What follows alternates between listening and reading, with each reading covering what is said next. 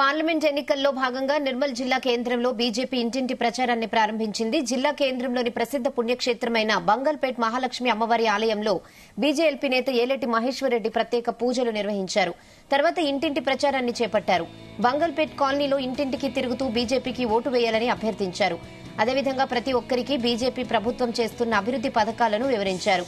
ఈ ప్రచారం 3 రోజుల పాటు కొనసాగుతుందని ఆయన తెలిపారు.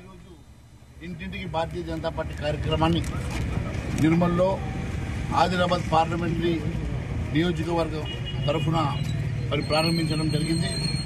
ఇంటింటి కార్యక్రమంలో భారతీయ జనతా పార్టీ ముఖ్య నాయకులు, కార్యకర్తలు, కుటుంబ సభ్యులు కూడా పెద్ద ఎత్తున పాల్గొనడం జరిగింది.